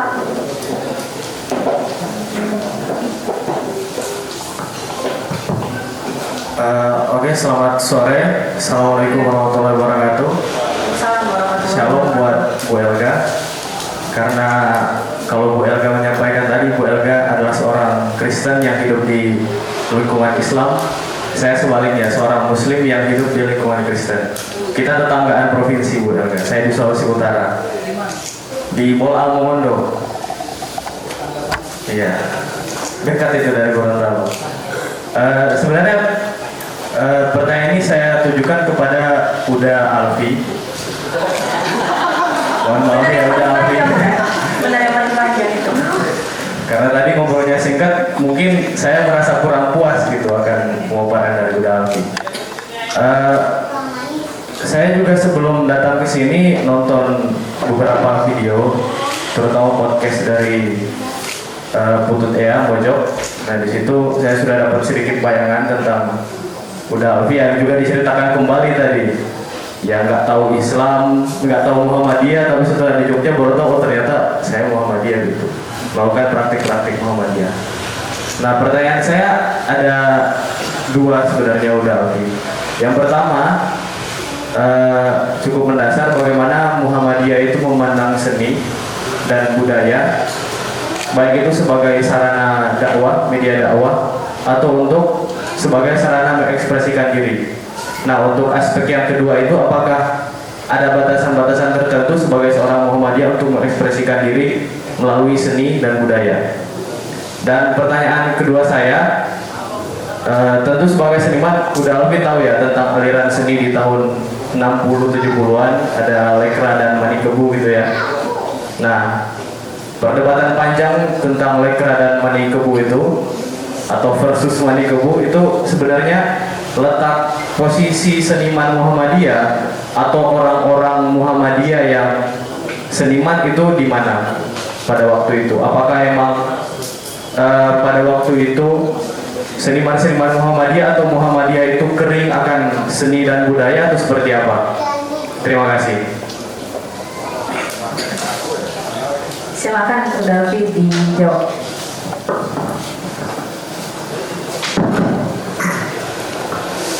Oke, Mas siapa tadi? Rizky. Mas Rizky. Tadi moderator catat gak? Saya gaya-gaya nyatet ini tapi saja ya. Muhammadiyah. Yang pertama Muhammadiyah bagaimana memandang ekspresi seni? Ya. Apakah ada batasannya? Sebenarnya nanti pertanyaannya itu ke Mas Hatip ya, orang tarjih. Nah, kalau saya itu sebagai seniman harusnya Muhammadiyah boleh-boleh saja. Tapi nanti yang lebih intens nanti lembaga tarjih yang akan ini. Jadi setahu saya dan yang saya baca juga, koreksi kalau saya salah tuh, di HPT sendiri sih sebenarnya tidak ada pengharangan terhadap kesenian gitu, ekspresi kesenian. Yang penting ada papilar yang tidak diganggu lah gitu, tentang bagaimana nanti itu Mas Tarji itu tentang mudarat atau misalnya nanti mencelakakan diri, membuat syirik atau nanti apa tuh ada 4 kalau nggak salah. Nah tapi pada prinsipnya itu adalah mubah, boleh. Bahkan pada hal yang paling kontroversial sekalipun, karena di kesenian yang paling kontroversial itu biasanya nanti kan musik, seni lukis dan seni patung. Ternyata di Muhammadiyah itu pun tidak diharamkan sebenarnya di HPT, tapi nanti ada pelarangan. Dan pada poinnya sebenarnya di HPT pun, saya kalau membacanya tafsir saya, ini tidak hanya kesenian, semua 4 pilar ini kalau di menjadi 4 ini menyebab bukan 4 yang menyebabkan, tapi hal lain yang menyebabkan 4 hal ini itu semua sebenarnya haram. Karena nanti persoalannya nanti mencelakakan, menjadi Tuhan, bikin mudarat apa gitu. Nanti lebih ke tarjih ya. Terus batas-batas kesenian yang bisa dilakukan selama berdakwah. Oke, nah sekali lagi nanti itu tarjih batas-batasnya. Karena gini, ada kasus menarik ketika ngomongin tentang pengharaman seni patung. Realisme. Wah, ada sebagian gitu, dan itu anak Muhammadiyah pun bertanya pada saya, terus gimana dong dengan patung? Kalau saya sih simpel, kalau memang Muhammadiyah itu mengharamkan seni patung realistik, tutup itu fakultas kedokteran di PTM Muhammadiyah, di PTM, di perguruan tinggi Muhammadiyah. Karena di fakultas kedokteran itu kamu akan belajar anatomi tubuh. Nah itu anak patungnya, anak meripatnya. Nah kalau memang mengharamkan itu ditutup, sehingga itu nggak ada patungnya. Tuh. Tapi sebenarnya intinya kesenian itu kalau itu bermanfaat. Nah nanti sekali lagi saya bukan ustadz atau ulama, saya seniman. Jadi nanti kalimat-kalimat yang kaitannya dengan syariah itu kawan-kawan di tablik lebih paham. Tapi intinya sebenarnya kesenian itu tentang keindahan, kemaslahatan, keindahan itu. Nah, Al-Quran itu kan sebenarnya sudah menerangkan tentang bagaimana keindahan itu. Nah, ditanya nanti, monggo silakan. Seniman tugasnya hanyalah bagaimana membagikan, menyebarkan. Kalau saya pribadi, itu titik tolak saya ketika saya berjumpa Buya Syafi'i. Jadi saya punya kisah begini. Latar belakang saya seperti tadi saya bilang, memang saya tidak menyadari, bukan tidak tahu, bahwa di kampung saya itu ya Muhammadiyah itu jelas, karena itu gerakan yang sangat ini itu. Cuman saya memang tidak mengidentifikasi, tidak misalnya menonjol-nonjolkan itu, karena memang sehari-hari sudah begitu praktek kita. Jadi akhirnya mungkin secara kulturalnya gitu. Nah, terus ketika berjumpa dengan Buya, saya bilang begini, Buya, saya di Jogja, lalu tiba-tiba itu kepikiran, dulu ibu saya itu, ibu saya seorang cukup ahli dalam agama itu, minta anaknya itu ada yang mau jadi penyiar, dakwah atau apa, tapi 9 anak itu semua itu otaknya pedagang semua. Jadi itu celaka kalau di nanti secara agama kan dagang agama nanti kan. Nah, jadi mending dagang restoran nasi aja gitu. Nah, hanya satu, saya itu jadi seniman. Nah, saya itu 9 anak, ibu pengen salah satu, tapi saya itu coba belajar untuk hal-hal kayak gitu, belajar agama, tekstualnya, teks ya. Nah, problemnya itu saya ingat di atas lupa di bawah, ingat di bawah lupa di atas. Jadi saya takut kalau ngomong. Nah, kayak tadi itu saya kan ngomong Arab-Arab tuh saya ngerti, tapi kalau nanti ngomong keliru ada tarjih. Jadi mesti nanti konangan ketahuan kesalahannya kan. Nah, lalu Buya bilang begini. Ketika saya minta itu, ibu saya minta saya itu jadi salah satu ini. Buya bilang begini, Anda itu seniman, ngapain berpikiran Anda jadi dakwah? Itu sudah ada ahlinya. Orang mau ngapalin Al-Quran itu ada ahlinya sendiri. Kamu kalau memang nggak ada bakatnya, nggak ada otaknya, mau kamu paksakan, kamu tidak ada. Sama juga itu para kiai-kiai itu pengen gambar kayak kamu, dipaksain, memang nggak jatahnya dia nggak bisa gambar kayak kamu. Jadi itu udah ada jatahnya masing-masing. Tapi apakah lalu tidak bisa ada syiar? Kamu syiarlah dengan caramu. Kamu seniman, bersiarlah dengan cara seniman. Nah, Anda tahu nggak? Islam itu sekarang kering, bukan hanya Muhammadiyah. Islam itu kering. Tolong Anda sebagai seniman itu sirami dengan kesenian Anda. Tapi udah sampai banjir gitu. Nah, disirami biar tumbuh subur gitu. Nah, di situ saya pikir oke, kalau begitu saya ternyata punya potensi untuk ikut syiar juga, walaupun mungkin saya tidak hafal hadis atau teks apa, tapi nilai-nilainya, nilai-nilai keislaman itu kalau saya mengerti dengan kesenian saya, itu saya juga punya. Dan mungkin teman-teman lain juga bisa, nanti pedagang gitu, atau intelektual atau apa, bisa begitu. Oke, nanti panjang gitu. Saya paling senang kalau dari panci gini. Terus tentang lekra dan mani kebu, itu saat itu memang itu politik antara sosialisme dan yang menarik itu pertanyaan di mana posisi seniman Muhammadiyah. Saya sendiri di LSB kemarin itu bertanya kepada rekan-rekan, minta catatan senimannya Muhammadiyah. Oh ada, mana? Saya bilang, di mana ya? Tuh, akhirnya di data nggak ada. Nah ini sekarang kita mau mendata bagaimana seniman-seniman afiliasinya Muhammadiyah saat itu. Tapi yang terakhir yang saya tahu itu tahun 70-an sih sebenarnya sudah ini seniman Muhammadiyah. Bahkan sangat berpengaruh di sastra. Saya belum bisa menemukan bagaimana kepihakan lekra dan manikabu, karena ini menariknya, ini pertanyaan oke nih. Di satu sisi lekra itu kan kita tahu dengan aksi sosial, gerakan kerakyatan itu, dan itu juga saya hati-hati ngomong di sini karena nanti kalau ngomong kok dituduh sih aneh-aneh. Karena sejarah itu sebenarnya kan bagaimana kita membacanya dari sudut mana kan.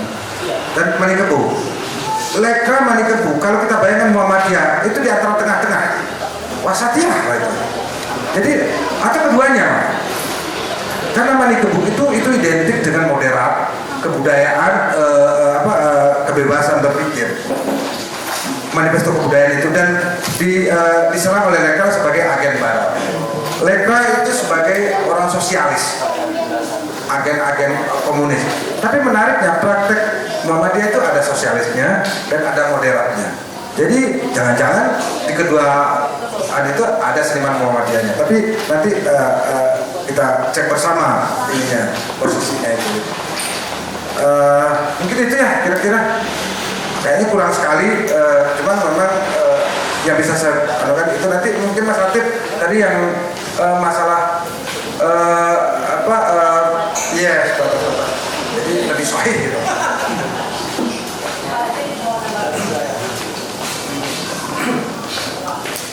Ya, apakah batasan seni Islam kok jadi saya gitu?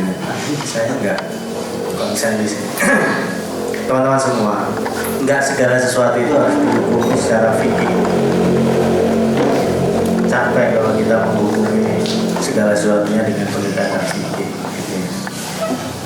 Kita kadang-kadang melihat ini ada hadis ya, seorang laki-laki lapor ke Nabi, ya Nabi, saya ini berhubungan suami istri ketika Ramadan, terus gimana? Sampai dikasihkan katakan, kamu harus puasa denda 2 bulan berturut-turut. Lalu ini masih puasa aja sudah batal, apalagi harus puasa 2 bulan berturut-turut gitu kan. Ya udah kalau nggak bisa kasih makan yatim. Dan saya ini paling miskin di kampungnya. Nabi habis itu ketawa, nggak kuat gitu. Iki ono wong kere, gitu. Tapi melakukan dosa, gitu. Nabi malah ketawa senyum. Terus pulang malah ini ada gandum, silakan kamu bagi-bagikan ke kanan kiri, kan seperti itu. Nah, saya ingin berkata teman-teman semua, Nabi itu ngajarkan ya, menghadapi masalah itu jangan fikih. Dan tadi kalau orang berkabir, oh kamu minta aku belum ngajarkan kamu sudah. Ya kan repot ya. Seperti itu. Nah, jadi apa ibu sekalian? Pertama saran saya jangan pendekatan fikih. Terus yang kedua yang namanya seni itu apapun ya, sebenarnya bukan seni sih. Apapun itu ada 4 ukuran, sederhana aja. Bisa dipakai. Pertama, 1, selama tidak merusak akidah. Ya, kalau itu merusak akidah atau teologi kita, itu tidak boleh tinggalkan.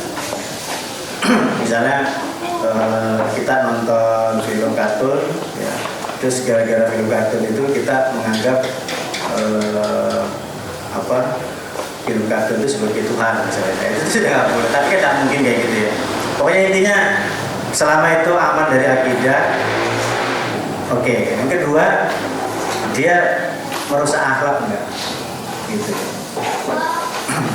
Saya ditanya, Ustaz, yang ada patung telanjang boleh enggak? Gitu. Atau melihat foto wanita telanjang boleh enggak sih? Ya boleh aja. Kalau yang kamu lihat tuh foto istrimu kayak gitu. Loh iya kan? Kalau fotonya istrinya orang kan enggak boleh. Lah iya. Lah benar. Nah, lah iya. Jadi ada kondisi-kondisi ya di mana hukum itu bisa wajib, bisa haram, bisa sunnah. Jadi tinggal kondisinya aja, makanya merusak akhlak. Saya ditanya perempuan, Ustaz boleh nggak pakai legging, celana yang ketat-ketat itu? Ya boleh. Kalau kamu mau tidur pakai gitu kan. Dan kalau pakai kayak gitu dipakai ke kampus kan, yang stres yang masih jomblo fisabilillah ini. Lah iya dong. Nah ada kondisi, maka itu akhlak. Nah yang ketiga bermanfaat enggak? Ada tadi kata Abu Dalfi ada faedahnya enggak? Kalau dalam bahasa fikih itu ada kemaslahatannya. Kamu melihat foto telanjang istrimu itu ada manfaatnya enggak sih? Ngapain tidak lihat foto melihat langsung aja halal gitu kan gitu? Nggak ada di koleksi di foto-foto gitu kan, terus malah tersebar ke media sosial jadi madorat kan? Ya berarti nggak usah. Kan kayak gitu aja sederhana. Gitu. Nah ada madoratnya, kalau ada madoratnya tinggalkan. Tapi nggak semua yang tidak ada manfaatnya itu haram. sesuatu yang mubah itu boleh. Kemarin ada di TikTok kita ada yang curhat, mahasiswi kita curhat, Ustadz saya itu main live streaming tapi game Mobile Legends. Itu kira-kira haram atau enggak? Terus tak tanya, itu untuk apa live streaming? Untuk kamu hidup atau untuk kamu sekedar just fun? Ya itu untuk hidup saya Ustadz. Kalau kamu hidup dari situ bisa ya? Bisa Ustadz. Ya itu sama kayak tukang parkir saya bilang. Tukang parkir itu kan ngapain motornya orang ditungguin gitu kan? Kan nggak ada gunanya. Dia yang punya motor kok kita yang nungguin kan? Kan harusnya dia sendiri yang parkir yang nungguin gitu kan? Tapi kan ditungguin, itu kan sesuatu yang sepertinya nggak ada manfaatnya. Tapi karena itu untuk penghidupan itu jadi sunnah. Nah, itu sama kalau kita main Mobile Legends, dia live streaming, kalau itu untuk bayar kuliah dia, ya itu jadi sunnah dia. Tinggal gimana ketika main Mobile Legends itu, mari kita awali dengan baca basmalah bersama-sama. Begitu menang, alhamdulillah gitu kan. Kan boleh, itu jadi dakwah kan, malah jadi ibadah gitu. Nah itu yang ukuran ketiga ya, ada masalahnya terus nggak ada madorotnya. Udah kalau ukurannya itu selesai kok gitu. Mau budaya apa aja gitu. Saya tuh tadi waktu Bunda Ega assalamualaikum gitu ya, saya tuh gitu lihat bibirnya peserta itu jangan-jangan ngomongnya alaikum. Jangan-jangan nyebutnya alaikum ya. Wah ini karena ini tradisi fikih lama semua. Jadi Bun, itu fikih lama, itu orang Islam. Kalau non Muslim itu assalamualaikum, itu jawabnya cukup alaikum. Kenapa? Karena ngupas hadisnya nggak selesai.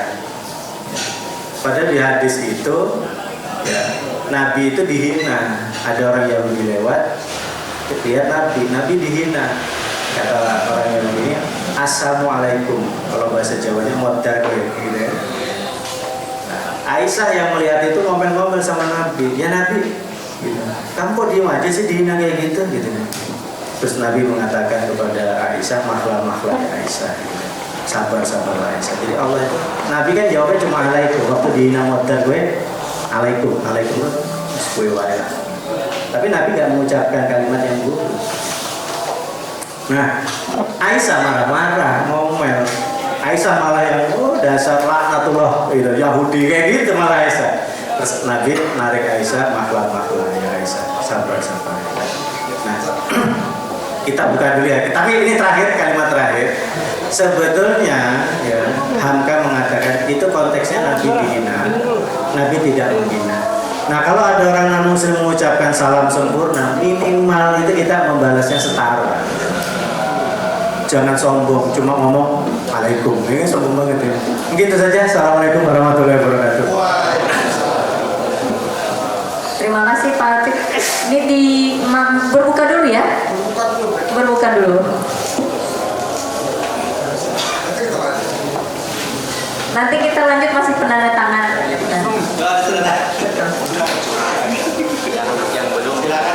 Diambil di belakang teman-teman. Ini buat narasumber ada.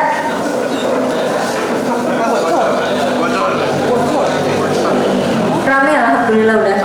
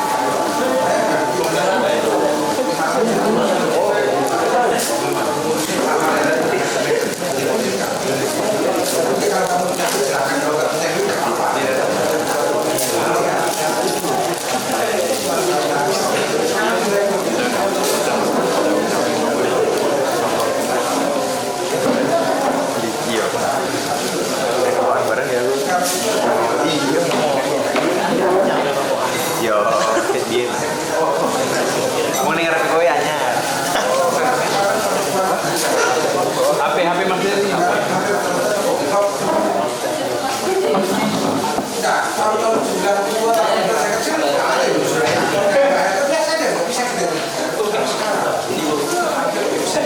Masak lagi.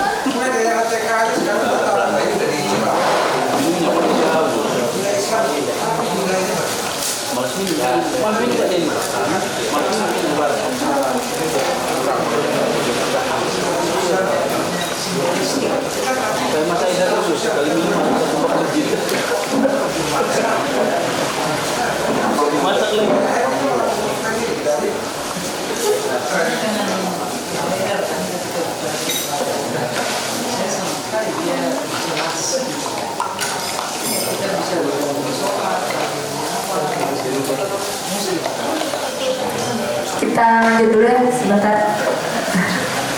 Ya. Oke, mungkin pernyataan pemungkas dulu ya dari empat narasumber kita mengenai tadi kita bincang-bincang sebentar minum. Menarik gitu membahas tentang moderasi beragama di Indonesia khususnya gitu ya. Mungkin pernyataan pemungkasnya seputar itu pendeta Bapak Daruda. Silahkan saat dari pendeta dulu, kemudian Pak Hatip, kemudian Pak Mufti, kemudian Davi. Silahkan.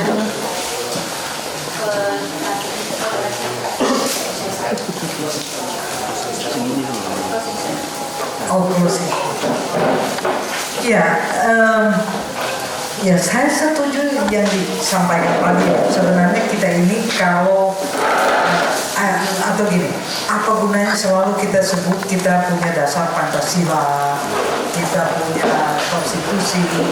Kan orang Indonesia ini sok-sok di situ kan.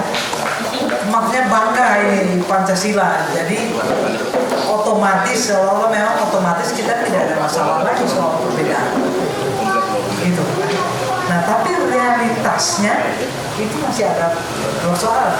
Jangankan di Islam, ya saya kira di semua agama, ya termasuk di Kristen. Kami juga, coba Anda bisa bayangkan ya, gereja saya itu adalah anggota dari Persekutuan Gereja-Gereja di Indonesia, PGI. Kalau teman-teman baca papa nama di gereja, depan gereja, ada yang dalam kurung anggota Persekutuan Gereja-Gereja di Indonesia. Nah, itu termasuk gereja saya ada di situ. Yang kantornya di Salemba Raya 10 di Jakarta itu, PGI istilahnya. Nah, ini umumnya gereja-gereja yang berkembang dari gereja-gereja suku juga. Gereja Batak ada berapa gereja Batak di situ, HKBP yang alirannya Lutheran, lalu gereja-gereja Presbyterian, Calvinis seperti gereja saya. Nah, itu macam-macam. Internal kita saja bisa beda-beda, walaupun sebagai anggota PGI kita punya anggaran dasar, anggaran rumah tangga. Misalnya salah satu contoh, kami ada yang disebut 5 dokumen keabsahan gereja. Kalau saya sudah baptis di gereja saya, besok saya mau pindah gereja yang seasas, maksudnya sama-sama anggota PGI, tidak perlu baptis lagi. Tidak perlu baptis lagi. Semua sudah dengan atas nama Bapa, Anak, dan Roh Kudus. Sama, gitu kan. Jadi itu kesepakatan kita bersama. Tetapi ada gereja-gereja, jadi kita ini ada 3 kelompok gereja, paling tidak 3 atau 4 ya, Protestan, Katolik. Lalu di dalam Protestan sendiri ada yang anggota PGI tadi yang saya bilang itu sekarang berapa gereja? 98 anggota gerejanya. Gereja HKBP, gereja macam-macam. Kalau di Jogja ada GPIB, ada GKI, ada HKBP, ada GKPS, macam-macam. Nah, tapi kedua ada kelompok gereja yang beraliran Pentakosta. Nah, ini yang umumnya ciri khas mereka kalau beribadah itu tepuk-tepuk tangan. Ya. Itu yang aliran Pentakosta. Dan kalau baptisnya, tapi ini kita tidak usah diskusi karena ini 4 semester ini. Baptis biasa di selang. Di dalam gereja itu ada kolam, mereka baptis selama. Nah, ada gereja-gereja yang evangelical, gereja-gereja Injili. Itu ratusan itu, kadang-kadang ini gereja apa pula ini, gereja apa pula gitu. Saya sendiri orang Kristen tidak mengerti secara detail gitu. Dan bagi mereka ada yang tidak mau mengatakan kami Protestan gitu, tapi gereja Bethel atau gereja apalah namanya gitu ya. Nah, makanya soal interfaith, kalau kita bicara pluralisme itu bukan hanya soal Islam, Kristen, Katolik, Hindu, Buddha, Konghucu ya, tapi internal agama juga ada banyak. Kita di Kristen seperti itu gambarannya. Ini tidak gampang, ini mau duduk sama-sama aja tidak gampang. Kadang-kadang bilang, baptisanmu belum benar, cara baptisan yang benar seperti yang kami gitu. Kita yang masuk surga, kamu ke neraka gitu. Kira-kira ada soal-soal yang saya singgung di awal tadi, tidak hanya karena Islam, Kristen dan lain-lain, tapi juga internal kita terjadi, dan itu di agama Kristen terjadi. Nah, berkaitan dengan moderasi, ini problem kita. Ini problem kita bahwa Indonesia punya Pancasila dan seterusnya, itu oke banget, semua orang tahu. Tapi gimana itu dalam realitas? Gitu. Apa warga masyarakat juga mengerti benar Pancasila ini? Dan cuma sekedar kepala juga. Gitu. Ya. Sudah pendengar.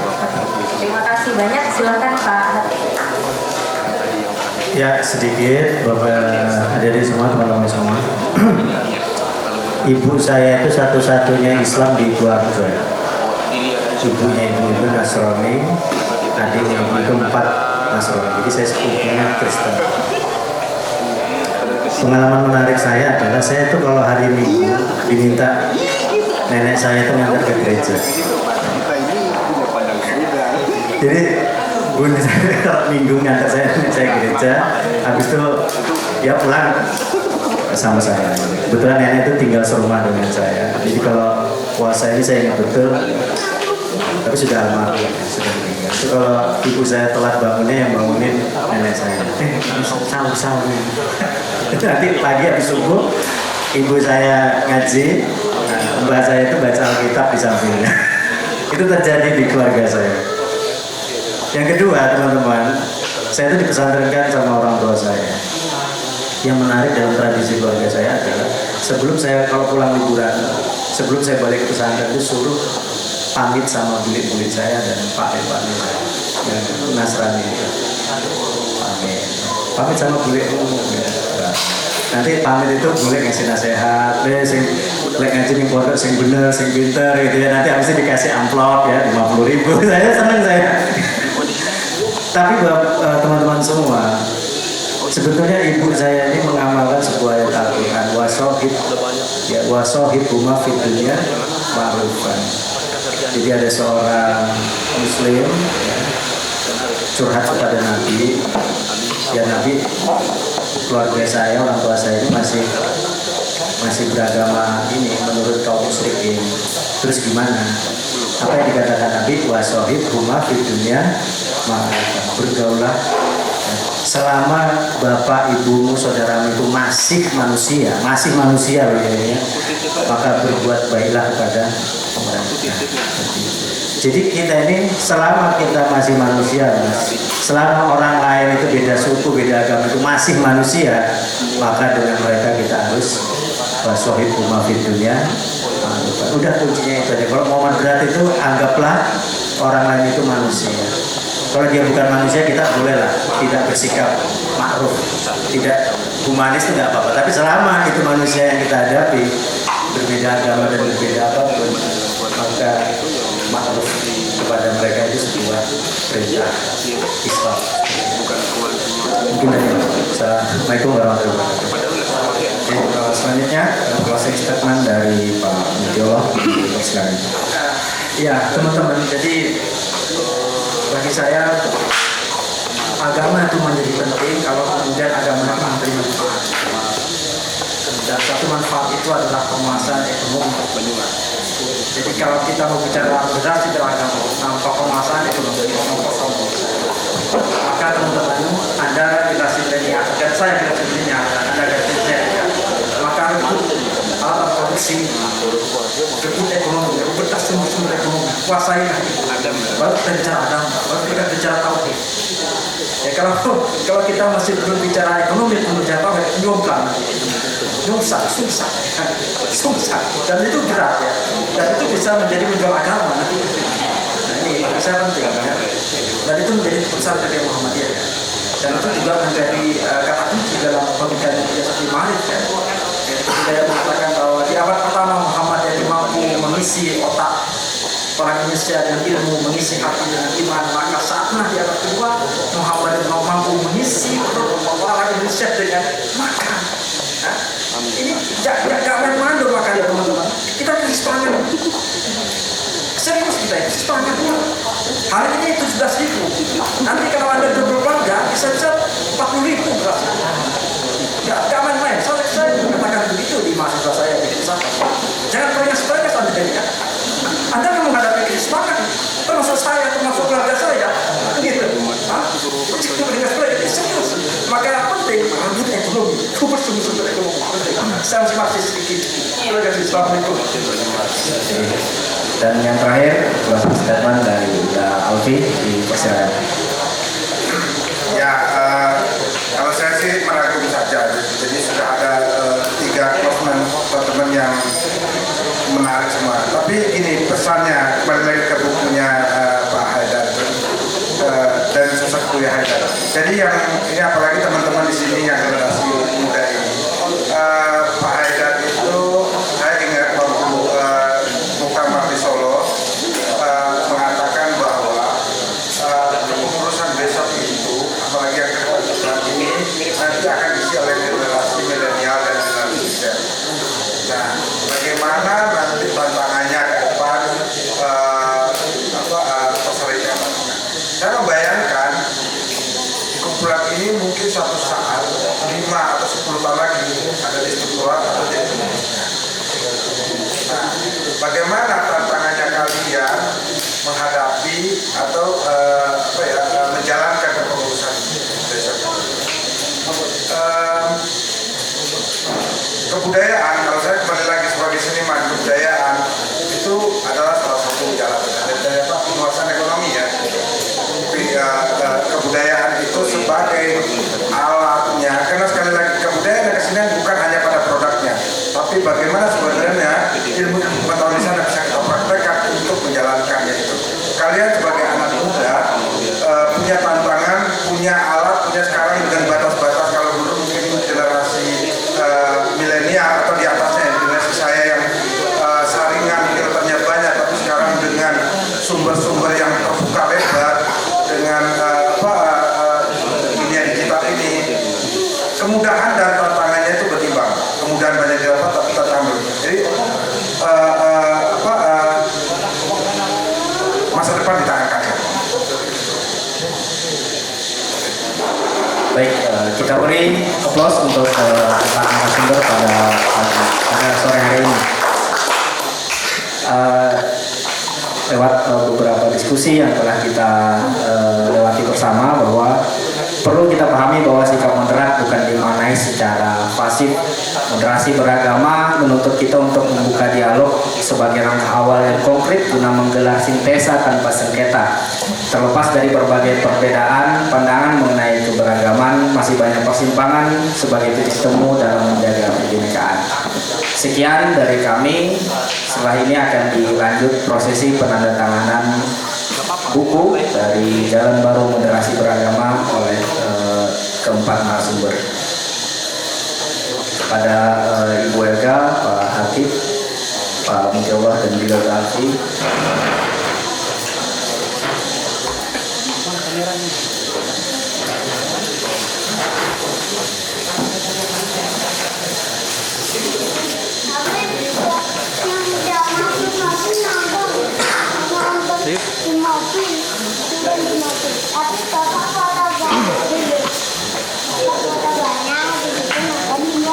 Dan terserah penandatangannya di mana aja kita.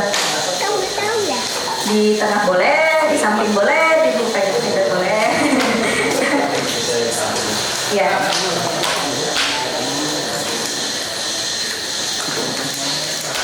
Mungkin Dalvi di sini.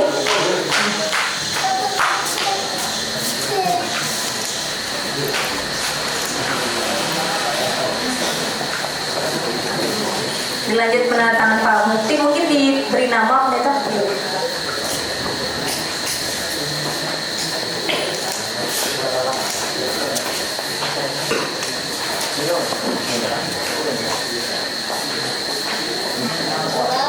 Iya. Terima kasih. Selanjutnya Pak Mufti.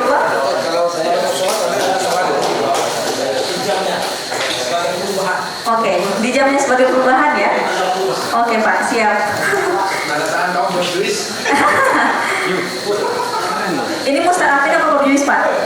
Borjuis, oke. Selanjutnya Pak, Pak Hati Pramawan, dipersilahkan. Boleh di atas Pak, bebas saja.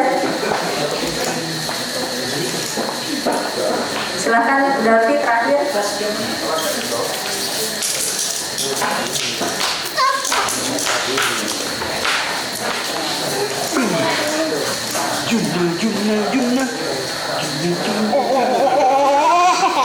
Mungkin selanjutnya acara foto bersama.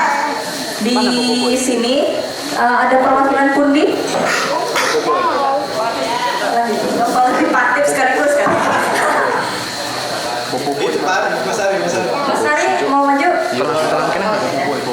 Iso.